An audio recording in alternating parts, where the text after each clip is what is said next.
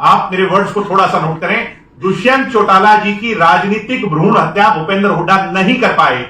दुष्यंत चौटाला जी की परिपक्वता से आज जननायक जनता पार्टी के हजारों लाखों कार्यकर्ताओं की मेहनत से ये परिवार एक मजबूत और सशक्त परिवार है, जो कि चौधरी देवीलाल जी के सपनों पर आगे अपने कदम बढ़ा रहा है, उन्हें सच कर रहा है। और इसका झंडा हुड्डा जी आप नहीं रोक पाओगे। ये झंडा तो हिमालय की चट्टानों से ऊंचा जाएगा।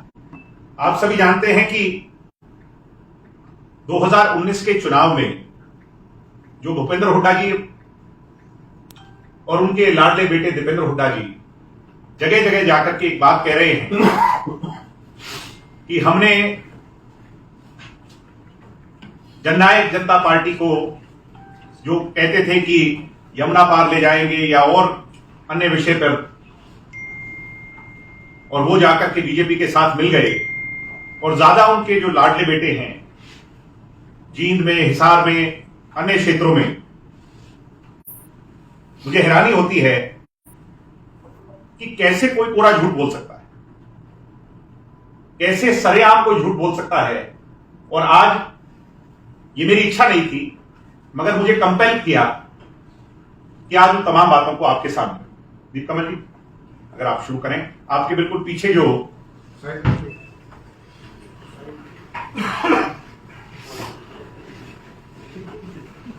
अगर आप कैमरा रोल कर ले तो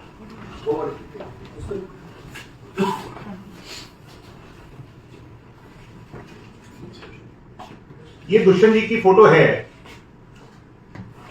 जब हमारी 10 सीटें हम जीत चुके थे, हरियाणा में 40 सीटें भारतीय जनता पार्टी को, 10 जेजेपी को और 31 सीटें कांग्रेस को, एक आईएनएलडी को और अन्य एक कांडा जी की पार्टी को और निर्दलीय को।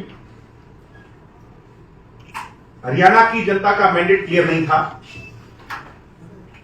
फ्रैक्चर्ड मैंडेट में जब विधायक दल की बैठक हुई तो विधायक दल की बैठक में यह फैसला लिया गया, और ये एक रेप्यूटेड न्यूज़पेपर की कटिंग है, मैं नहीं कह रहा। दुष्यंत जी इसमें नेता चुने गए, ईश्वर सिंह जी उपनेता चुने गए, अमरजीत ढांडा जी चीफ विप चुने गए। सरकार बनाने के लिए विधायक दल ने यह फैसला किया, 10 के 10 विधायक ने। इसको रोकिए, ये प्रेस कॉन्फ्रेंस में आपको उसके बाद चलाऊंगा, अगर 2 मिनट मेरी बात पे गौर करें। और भाई राष्ट्रीय कार्यकारिणी ये फैसला ले कि हम किसके साथ हैं। अगर मैं गलत नहीं कह रहा, निशांत सिंह जी मुझे परमिट करें, उस समय मैं मौजूद नहीं था मगर ये मौजूद थे।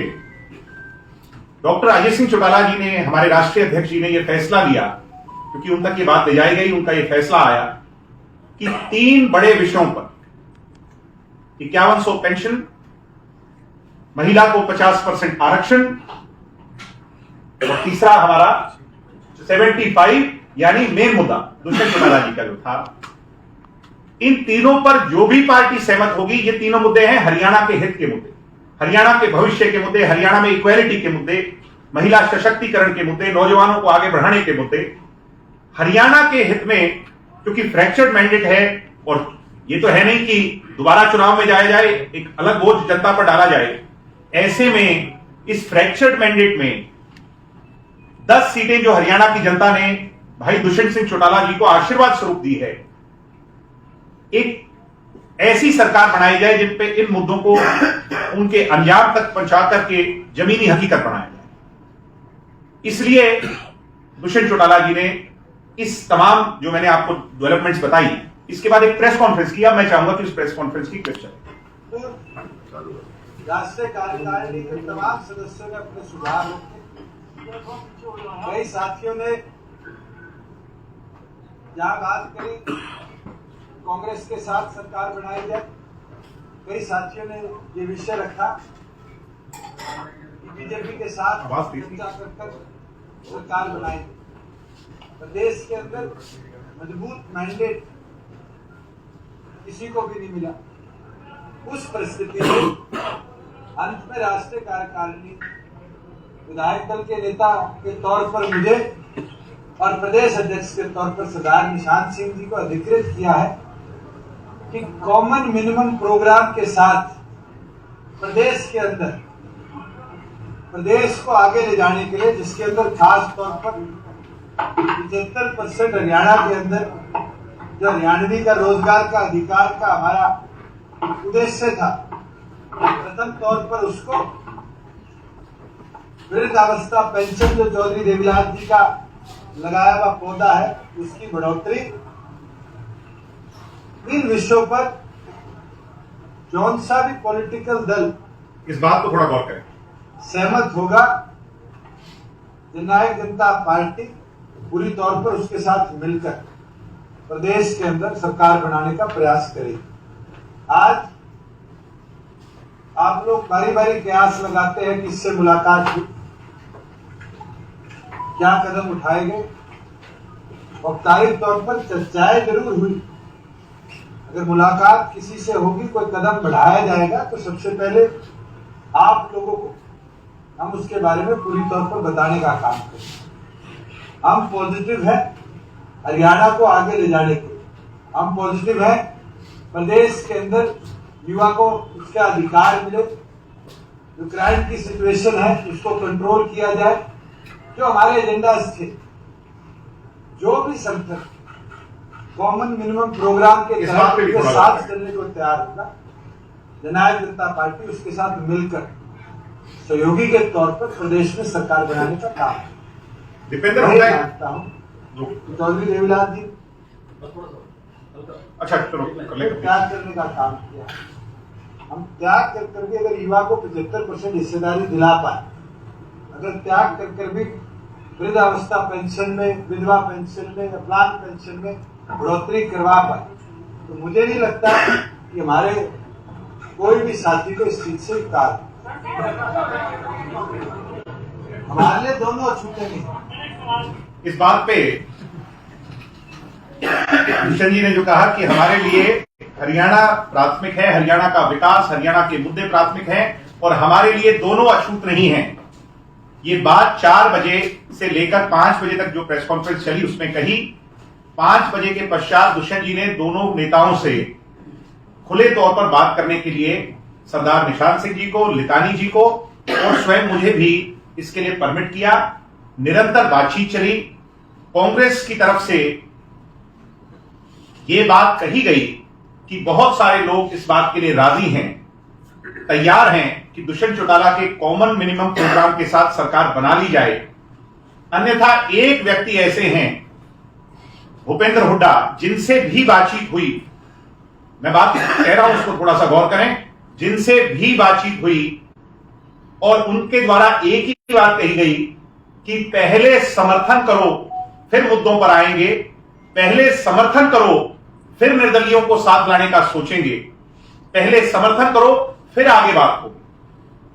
यानी नकारात्मकता, जो नकारात्मकता भूपेंद्र हुड्डा की रही उस दौरान, परिणाम स्वरूप इसी बात का, क्योंकि ये एक एंड पे चल रही थी, दूसरे एंड पर भारतीय जनता पार्टी, दुष्यंत जी ने तो खुला ऑफर रखा था दोनों के सामने कि मुझे कोई लोभ लालच नहीं, मुझे हरियाणा के हित सर्वोपरि हैं।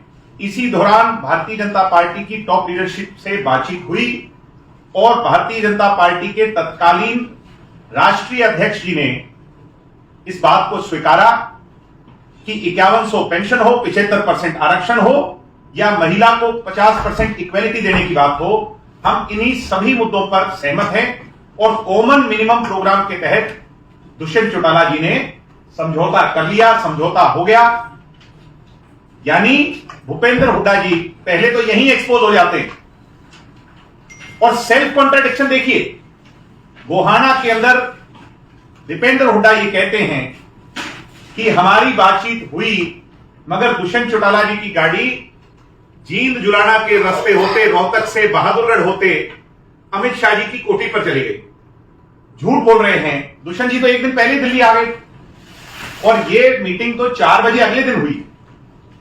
अमित शाह जी से जो मीटिंग हुई है वो अगले दिन रात को 9-10 बजे हुई। वहीं उनके पिताजी चौधरी भूपेंद्र हुड्डा जी ये कहते हैं कि हमारी तो कोई बातचीत ही नहीं हुई। मैं मीडिया के लोगों से कहूंगा कि हुड्डा जी और उनके बेटा जी की ही बात में इतनी बड़ी कॉन्ट्राडिक्शन है, अगर वो कटिंग अगर आप चला पाए ये आप इस पे गौर करें। तो प्लीज थोड़ा सा पीछे नॉइज अगर कम हो जाए। धनखड़ साहब थोड़ा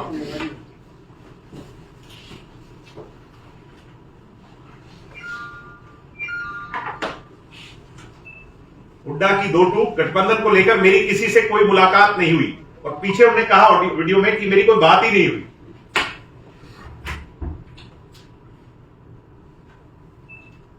अब ये कैसे संभव है? बेटा जी कहते हैं कि दुष्यंत की सभी शर्तें को मानने को तैयार हो गए थे पूर्व सीएम हुड्डा।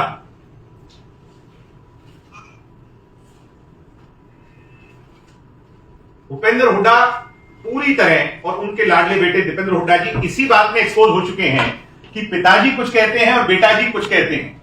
अब ये पिताजी और बेटाजी मिलकर के बताएं क्या उनकी बातचीत हुई थी या उनकी बातचीत नहीं हुई, और ये सेल्फ कॉन्ट्राडिक्शन क्यों है? ये हरियाणा की जनता को गुमराह करने का काम क्यों कर रहे हैं? मुद्दों को भटकाने का काम क्यों कर रहे हैं? ये वे स्वयं बताएं। जी सारे नेशनल एग्जीक्यूटिव ने ये अधिकार दुष्यंत जी को, सरदार निशान सिंह जी को दे दिया है। अच्छा ये बताइए कॉमन यूनिट प्रोग्राम का मतलब क्या है? 75% आरक्षण युवा पीढ़ी के लिए रिजर्वेशन दिया है, 5100 रुपए बुढ़ापा पेंशन, वृद्धावस्था, विकलांग पेंशन, और इसी हिसाब से जो और अन्य मुद्दे हैं, किसानों का कर्जा माफ, सारे मुद्दों को लेकर सरकार में आपकी भागीदारी कैसे हुई? कौन सा मंत्रालय आप चाहते हैं? क्या भाई, हम मंत्रालय के भूखे लोग नहीं, हम पद के भूखे लोग नहीं, हम इस बात के भूखे लोग हैं कि लोगों का ये कष्ट निवारण कैसे हो। कष्ट निवारण करने के लिए जाति पाति धर्म मजहब से लाखों कोसों मील ऊपर उठ करके हम वाइज डिसीजन लेंगे जो लोगों का हित का फैसला होगा। कॉमन यूनिट प्रोग्राम के लिए आपने बीजेपी कांग्रेस दोनों से बात की? हमारे कांग्रेस और ये दूसरे लोग जो हैं, ये तो इस तरह का दबाव बनाना चाह रहे थे जैसे कांग्रेस को कोई देवी का रूप है और बीजेपी को राक्षस का रूप है, और कांग्रेस को जाकर के उसके चरणों में गिर जाया जाए। ऐसे थोड़ी संभव है। वो हमारी बातों पर सहमत हो और हमें नंबर दिखाए, ये दोनों चीजें करें और उसके बाद हमारे पास आए। ये आंखें दिखाकर डराने की जरूरत नहीं है। मैं उन लोगों को कहूंगा जिन्हें सुबह सुबह टीवी पे इस तरह की बात की। ये सहयोग कब तक आप बता लेंगे? कब तक निर्णय करें किस तरफ जा रहे हैं? कब तक निर्णय हो जाएगा किस तरफ जाए? तो ये तब की क्लिप है, मुझे कहने की आवश्यकता नहीं। मुझे लगता है कि आप सब लोग वीडियो से ही समझ गए होंगे कि हमारी इंटेंट जो थी, हमारी इंटेंशन जो थी, वो पाक साफ थी, हरियाणा के हित के लिए थी, जनता के हित के लिए। अब क्योंकि इसमें तो आप लोग कहेंगे कि ये तो सारी बातें पब्लिक डोमेन में हैं, इसमें तो कोई ज्यादा सा खुलासे वाली बात नहीं हुई। जो असली बात है, जिस मुद्दे पर मैं आना चाहता हूं, वो है लोकसभा चुनाव 2019 की, जिसका जवाब भूपेंद्र हुड्डा जी को देना ही पड़ेगा, इससे वो बच नहीं सकते।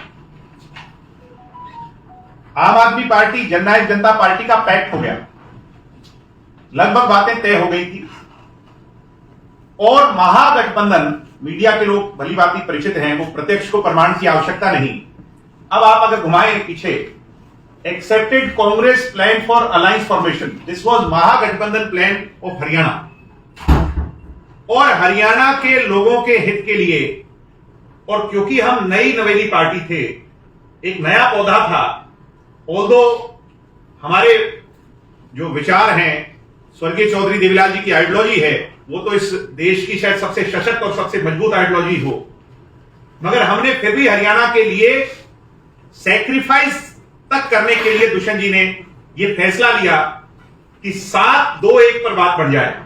7 कांग्रेस, 2 जेजेपी और 1 आम आदमी पार्टी। इसके लिए आम आदमी भी तैयार थी, दुष्यंत चौटाला भी तैयार थे, और परिणाम स्वरूप कि एक मजबूत सशक्त गठबंधन बने, जिससे कि व्यवस्था परिवर्तित की जाए। हम बीजेपी के खिलाफ लड़ाई की बात नहीं कर रहे, हम व्यवस्था परिवर्तित की जाए, जिन मुद्दों को हम जमीनी हकीकत बनाना चाहते हैं उनको बनाया जाए।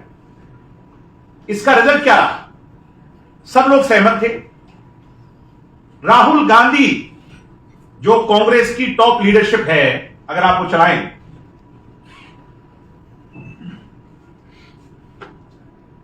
अब इसकी पहली लाइन पढ़िए, ये भी दैनिक जागरण अखबार है। महागठबंधन नहीं करने से नाराज हुए राहुल गांधी। हमारा प्रयास तभी सकारात्मक था कि हरियाणा की जनता को ऑल्टरनेटिव कैसे दिया जाए, मगर एक व्यक्ति, वो चलाएं आप, जहां हुड्डा जी कहते हैं मैं कभी चुनाव नहीं लड़ूंगा लोकसभा का, लिखा है इसका। हाँ, ये भी है, हुड्डा बने गठबंधन की राह में रुड़ा, और ये तो एक्सपोज, ये तो सबको पता है। इसको तो आम आदमी पार्टी, क्योंकि मैं तो अपनी पार्टी के हित की बात ही करूंगा जब ये विषय है, आम आदमी पार्टी के राष्ट्रीय स्तर के नेताओं ने इस बात को ऑन रिकॉर्ड कहा कि एक व्यक्ति ऐसा था जो भूपेंद्र हुड्डा जी थे जो नहीं माने, बाकी सब लोग इस बात के लिए सहमत थे। यानी यहां पर चौधरी भूपेंद्र हुड्डा जी एक्सपोज हो जाते हैं बुरी तरह जब वो ये बात कहते हैं कि जेजेपी हमारे साथ क्यों नहीं। जो ये कहते थे कि मैं कभी चुनाव नहीं लड़ूंगा लोकसभा का, मैं विधानसभा का चुनाव लड़ूंगा, वो भूपेंद्र हुड्डा जी अपने बेटे की टिकट होने के बावजूद, जो कांग्रेस का रूल है, कहते हैं सो कॉल्ड कि एक परिवार में 2 टिकटें नहीं जाएंगी, इनकी कांग्रेस के हेड ऑफिस से एक टिकट जारी होती है, इंडिविजुअल टिकट सोनीपत लोकसभा क्षेत्र की। और यह कब होती है? जब जननायक जनता पार्टी और तमाम अपने लोग कैंडिडेट उतार चुके होते हैं। इस बात पे गौर करने की। तो इनका जो इंटेंट था, एक मैं इसमें और बात कहूंगा जिसमें हुड्डा जी जवाब बेहतर दे पाएंगे मेरे से ज्यादा। यूपी भवन के अंदर क्या मुलाकात हुई थी, हुड्डा जी ये बताएं। और अगर हुड्डा जी चाहेंगे तो यूपी भवन में जो मीडिएशन करने वाले नेता थे उनको भी मीडिया के सामने लाने का हम काम करेंगे कि क्या बातचीत हुई थी और किस लालच और किस जो है ना उसके अंदर जो हुड्डा जी ने ये सारे के सारे महागठबंधन जो हरियाणा की जनता शायद उस समय चाहती हो, उसको नहीं होने में एक राह में रोड़ा बनने का, एक हैजार्ड बनने का काम किसी ने किया, तो वो स्वयं।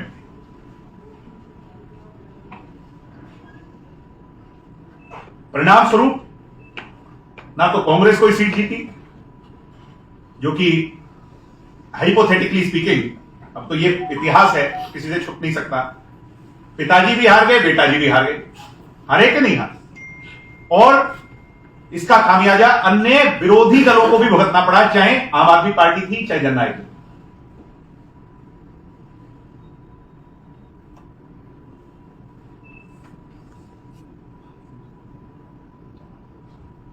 हम इसको कंक्लूड करें क्योंकि बहुत सारे जवाब हुड्डा जी ने देने हैं और वो ये कह रहे हैं कि मेरी किसी से कोई बातचीत